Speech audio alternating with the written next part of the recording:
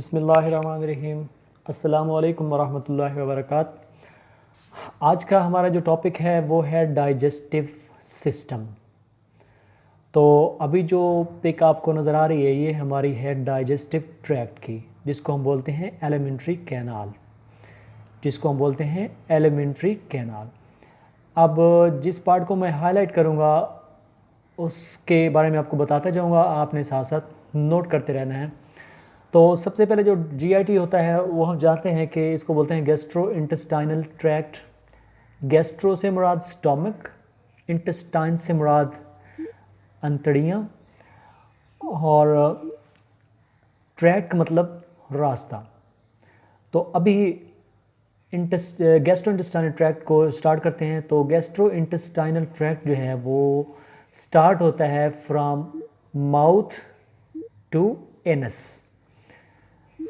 Mouth से लेकर anus तक जाता है ये हमारा एलिमेंट्री कैनाल या डाइजेस्टिव ट्रैक्ट। तो आप लोग जानते हैं कि जो डाइजेशन होती है उसका सबसे पहला जो स्टेप होता है वो होता है हमारा इंगेस्शन। तो इंगेस्शन कब स्टार्ट होती है? जब खाना जो होता है वो मुंह के अंदर जाता है और मुंह के अंदर मौजूद 32 दांत जो होते हैं वो खाने को ग्राइंड करते हैं। ग्राइंड करने के बाद खाने को वो बारीक हिस्सों में, बारीक पीसेस में डिवाइड कर देते हैं, तकसीम कर देते हैं। तो खाना चला जाता है फेरिंग्स में। तो फेरिंग्स के बाद आगे दो रास्ते होते हैं फेरिंग्स के अंदर। एक रास्ता सांस के रास्ते की तरफ चला जाता है जिसको बोलते हैं हम रेस्पिरेटरी ट्रैक्ट, जो जाके खुलता है लेरिंग्स में। और दूसरा रास्ता होता है खाने वाला रास्ता, जो खुलता है खाने वाली नाली या खुराक वाली नाली, जिसको बोलते हैं हम एसोफेगस। तो एसोफेगस में जब खाना पहुंचता है तो एसोफेगस में पहुंचने के बाद ये जो अभी आपको हाईलाइट हो रही है ये क्या है? एसोफेगस।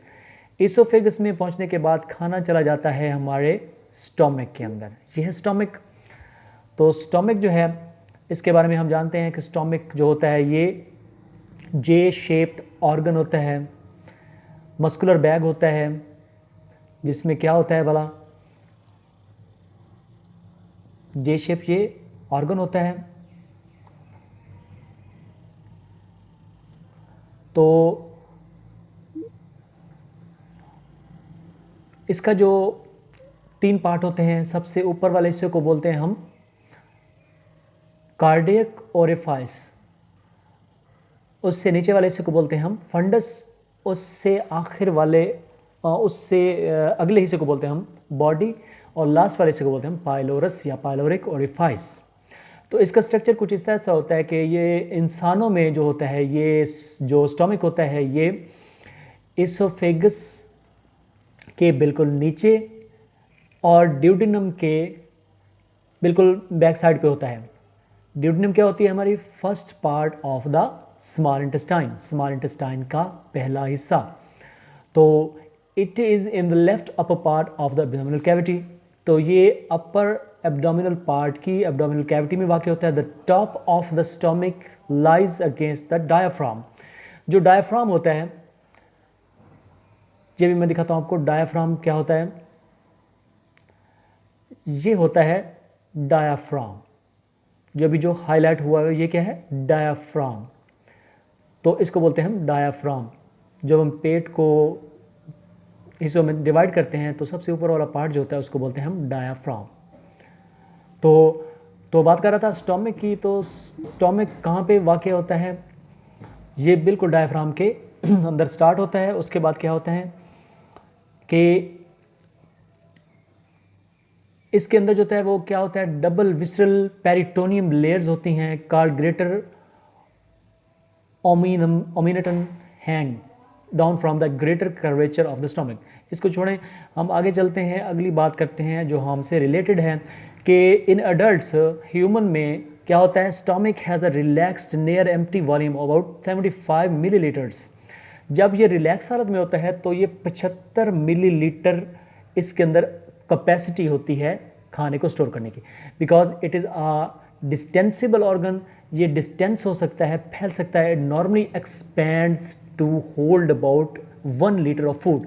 तो नॉर्मल कंडीशन में ये 75 मिलीलीटर सिर्फ खाना स्टोर कर सकता है, लेकिन ये इतना डिस्टेंसिबल होता है, इतना एक्सपेंडेबल होता है कि जब ये एक्सपेंड होता है तो इसके अंदर 1 लीटर तक फूड समा सकता है। तो the stomach of a newborn human baby, छोटे बच्चे जो भी पैदा होता है, will only be also be retained about 30 millilitres, तो उसका जो वॉल्यूम होता है वो 30 मिलीलीटर होता है। The maximum stomach volume in adults is between 2 to 4 litres. तो जो मैक्सिमम इसका जो वॉल्यूम होता है स्टोमिक का वो होता है 2 से 4 लीटर खाने को स्टोर करने की कैपेसिटी रखता है। उसके बाद नेक्स्ट हमारी स्टार्ट होती है स्मॉल इंटेस्टाइन। स्मॉल इंटेस्टाइन जो होती है उसको बोलते हैं छोटी आंत। छोटी आंत जो होती है, ये आपको जो हाईलाइट हुई हुई नज़र आ रही है, क्या है, सारी छोटी आंत। तो छोटी आंत जो होती है उसको 3 हिस्सों में डिवाइड किया जाता है। आप लोग अच्छे से जानते हैं 3 हिस्सों में डिवाइड किया जाता है। सबसे पहले हिस्से को बोलते हैं हम डियोडिनम, उससे अगले हिस्से को बोलते हैं हम ज्यूजिनम, और लास्ट हिस्से को बोलते हैं हम एलियम।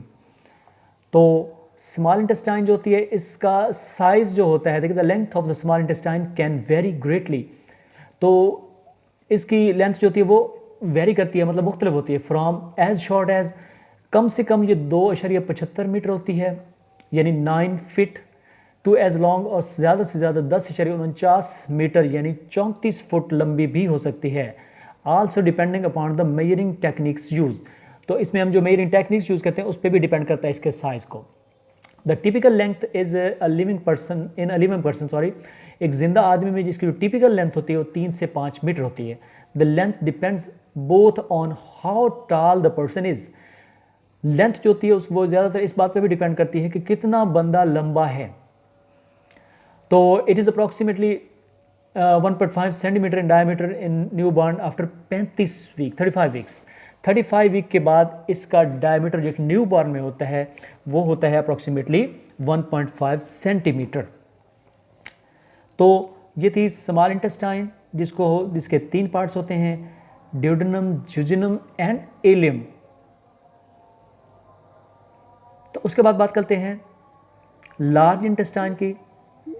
ये वाली लार्ज इंटेस्टाइन जिसको बोलते हैं हम, लार्ज इंटेस्टाइन जो होती है ये इसके आपको पता है 5 पार्ट्स होते हैं। सबसे पहले पार्ट को बोलते हैं हम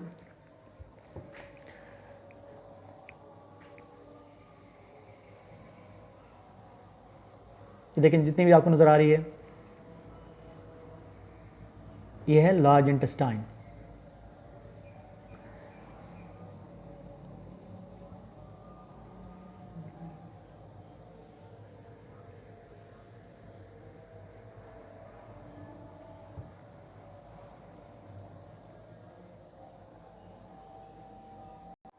तो लार्ज इंटेस्टाइन को हम कोलन भी बोलते हैं। इसके सबसे पहले हिस्से को बोलते हैं, ये वाला जो अभी नज़र आ रहा है आपको सबसे नीचे वाला हिस्सा, इसको बोलते हैं हम सेकम। क्या बोलते हैं? सेकम।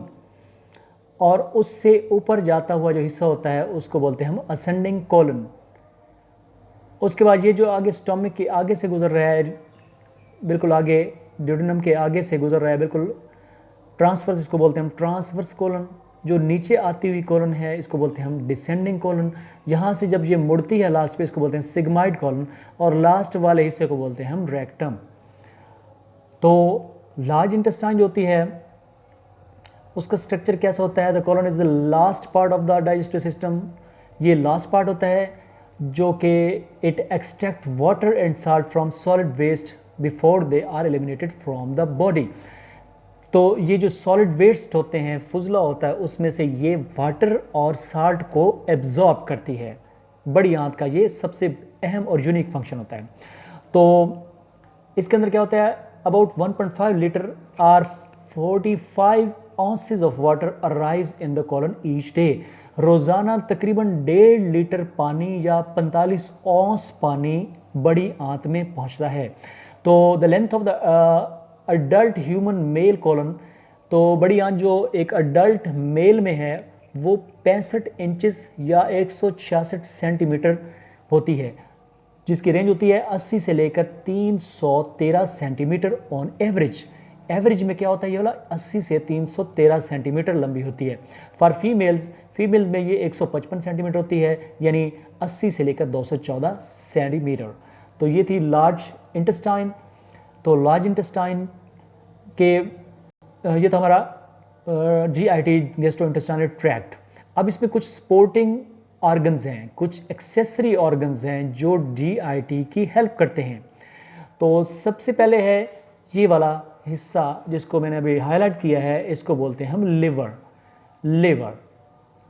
तो लीवर जो होता है ये क्या होता है भला? सबसे बड़ा ऑर्गन होता है और ये ग्लैंड भी होता है, गदूद भी होता है, एंडोक्राइन सिस्टम का भी ये पार्ट होता है लिवर।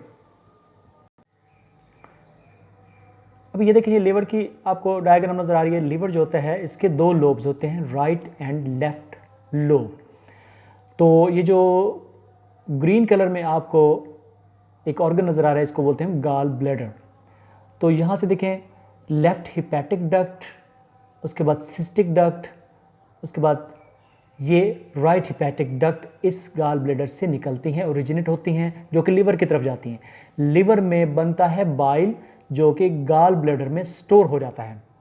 तो इस तरीके से लिवर के जो फंक्शंस होते हैं वो क्या होते हैं भला? एक तो बाइल बनाना और उसको भेज देना गॉल ब्लैडर के अंदर ताकि वो वहाँ पे स्टोर रहे और डाइजेस्टिव एंजाइम के तौर पर ड्यूडेनम में जाकर काम आए। और दूसरे नंबर पर सबसे इंपॉर्टेंट फंक्शन जो लिवर का होता है वो ये होता है कि ये डिटॉक्सिफिकेशन ऑफ द मेडिसिन के जितने भी जहरीले असरात होते हैं उनको भी ये डिटॉक्सीफाई करता है और आयनिक बैलेंस और एसिड बेस बैलेंस को भी ये बरकरार रखने में मदद देता है। उसके बाद GIT का जो अगला सपोर्टिंग ऑर्गन है या एक्सेसरी ऑर्गन है वो है पेंक्रियास, जिसको बोलते हैं हम लबलबा। तो उसका जो शेप होती है वो J शेप होती है। आप देख रहे हैं, आपको नज़र आ रहा है वाज़ेह तौर पे, ये देखें इसकी J शेप होती है। उसके बाद इसकी लेंथ जो होती है वो 15 से 20 सेंटीमीटर होती है। इसकी जो थिकनेस होती है यानी ये मोटा होता है 1.5 से 1.8 सेंटीमीटर और इसकी जो ब्रेड्थ होती है या विड्थ होती है वो 2.5 से 3.5 सेंटीमीटर। ब्रेड्थ मतलब इसकी ये कितना वाइड होता है, कितना चौड़ा होता है, इसकी चौड़ाई कह लें, ठीक है। उसके बाद जो इसका वेट होता है वो 90 ग्राम होता है। ये देखें जो आपको नज़र आ रहा है एसेसरी पेंक्रियाटिक डक्ट है जो कि पेंक्रियास से निकलती है और ड्यूडेनम में खुलती है। उसके बाद कॉमन बाइल डक्ट है, तो यहाँ पर इसको अटैच करती है बाइल डक्ट यानी गॉल ब्लैडर से आती हुई एक डक्ट जिसको बोलते हैं बाइल डक्ट। तो इस तरीके से ये वाला जो पेंक्रियाज है अपने एंजाइम, दो तरह के एंजाइम खारिज करके दो तरह के हार्मोन खारिज करता है। एक का नाम होता है पेंक्रियाटिक जूस और जो दूसरा पार्ट होता है पेंक्रियाज का जिसको बोलते हैं हम बीटा सेल्स, तो वहाँ से दो तरह के ये हार्मोन खारिज करता है। एक को बोलते हैं हम इंसुलिन और दूसरे को बोलते हैं ग्लूकागॉन। तो ये वाला जो पेंक्रियाज है इंसुलिन और ग्लूकागॉन को सीक्रेट करता है हमारे ब्लड के अंदर। और ये जो the pancreas in organ that in human being lies in the upper left part of the abdomen, ये upper left part of the abdomen में मौजूद होता है। और अभी आपको मैंने बताया कि ये 12 से 15 सेंटीमीटर 4.7 से 5.9 इंचेस लॉन्ग होता है। तो ये लोब्यूल्स पर मुश्तमिल होता है। तो इसके दो पार्ट्स होते हैं, अल्फा सेल्स और beta cells. Alpha cells pancreatic juice खारिज करता है, जबकि बीटा सेल्स जो होते हैं वो इंसुलिन और ग्लूकागॉन को खारिज करते हैं। तो ये था हमारा पेंक्रियास जो कि एक एक्सेसरी ऑर्गन है इन द GIT या गैस्ट्रोइंटेस्टाइनल ट्रैक्ट। ये देखें ये anatomy of the large intestine जिसको हम कोलन बोलते हैं। सबसे पहले इसे को ये जो यहाँ पे नज़र आ रहा है ये बोलते हैं इसको सेकम। सेकम के बिल्कुल साथ रेड कलर में अपेंडिक्स नज़र आ रही है आपको। उसके बाद ये कोलन जो ऊपर जा रही है यहाँ से, इसको बोलते हैं असेंडिंग कोलन। और यहाँ से लेकर यहाँ तक जहाँ से ये पेट के सामने से मुड़ती है इसको बोलते हैं ट्रांसवर्स कोलन। और ये ब्लू कलर में जो आपको नज़र आ रही है डिसेंडिंग कोलन यानी नीचे आती हुई कोलन। उसके बाद जहाँ से ये मुड़ती है, बल खा रही होती है, यहाँ से बोलते हैं इसको हम सिग्माइट कोलन। और लास्ट पे आता है रेक्टम। रेक्टम के एंड पे होता है एनस या एनल कैनाल। जो एनस होता है वो सिर्फ जो फुजला होता है या वेस्ट होते हैं वो रेक्टम में स्टोर हो जाते हैं और जब तक ब्रेन की तरफ से मैसेजेस नहीं आ जाते, ये रेक्टम उसको स्टोर रखता है, और फिर जैसे ही मैसेज रिसीव होता है और रेक्टल प्रेशर बढ़ता है तो एनस के स्फिंक्टर्स खुलते हैं और खाना जो होता है या वेस्ट जो होता है वो चला जाता है आउटसाइड द बॉडी। अभी एक दफ़ा फिर देखते हैं, यह है स्टोमिक, इसकी डायग्राम। सबसे पहले देखिए एसोफेगस है, उसके बाद कार्डिया जिसको मैंने कार्डियक ओरिफाइस बोला, उसके बाद ये वाला हिस्सा जो है ऊपर वाला इसको फंडस बोलते हैं। उसके बाद ये है बॉडी, यहाँ से लेकर यहाँ तक इसको क्या बोलते हैं बॉडी। उसके बाद ये जो आपको नज़र आ रहा है बाहर वाली साइड पे कर्व और अंदर साइड वाला कर्व तो बाहर वाली साइड वाला जो कर्व होता है इसको बोलते हैं ग्रेटर कर्वेचर, और जो अंदर साइड वाला कर्व है इसको बोलते हैं लेजर कर्वेचर।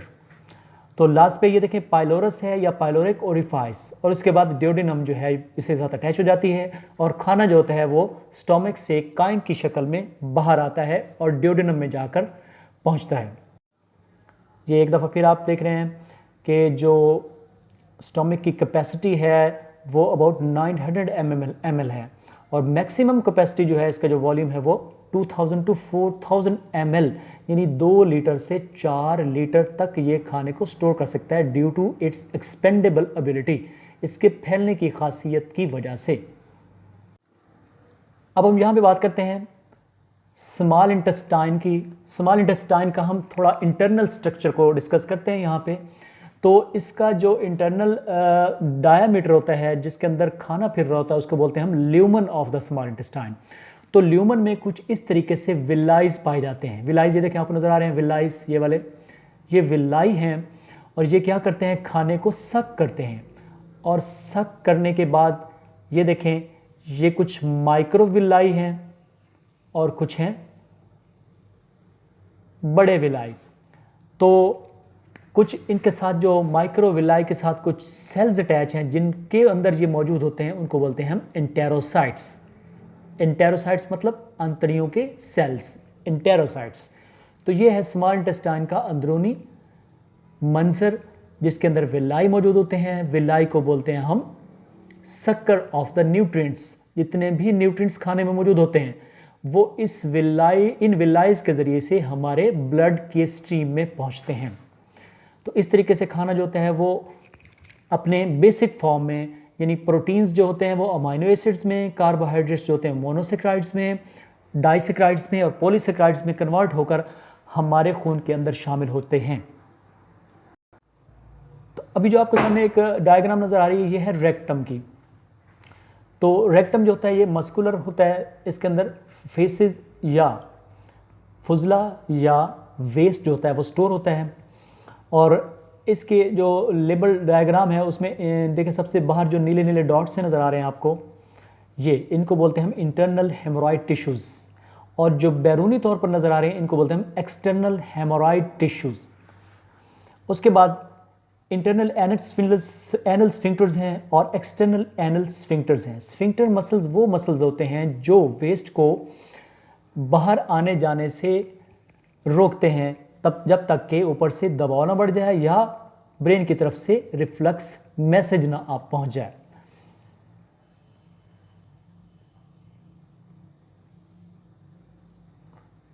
तो ये था रेक्टम,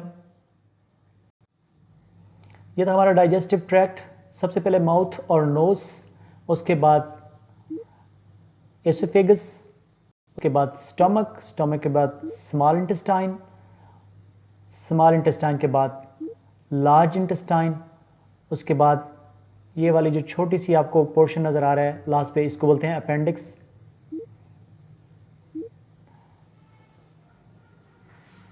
और उसके बाद इसके जो एसेसरी ऑर्गन्स थे वो था लिवर और गॉल ब्लैडर और पैंक्रियास।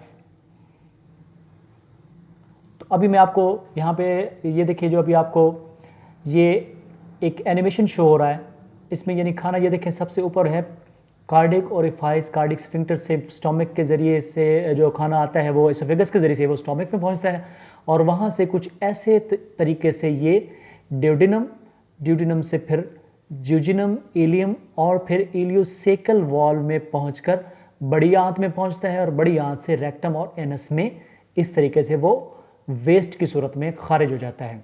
आपको फिर बताता चलूँ कि जो बड़ी आंत होती है उसमें most of the water and salt particles जो होते हैं वो एब्जॉर्ब होते हैं इनटू द ब्लड, और छोटी आंत के तीनों हिस्सों में जितने भी फूड पार्टिकल्स होते हैं उनके जो होते हैं एसेंशियल पार्टिकल्स जो होते हैं, जो ज़रूरी अज्जा होते हैं, अमाइनो एसिड्स, प्रोटीन के अमाइनो एसिड्स, फैट्स के फैटी एसिड्स, कार्बोहाइड्रेट्स के मोनोसेक्राइड्स, पॉलीसेक्राइड्स, डाइसेक्राइड्स, ये सारी चीज़ें जो होती हैं ये छोटी आंत में उनके अंदर मौजूद विलाइज में जज़ब होती हैं और खून में शामिल हो जाती हैं।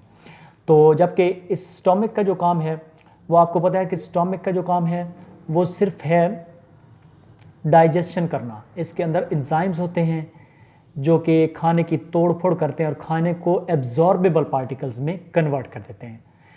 तो बहुत शुक्रिया, अपना ख्याल रखिएगा, इंशाल्लाह फिर मुलाकात होगी नए टॉपिक के साथ।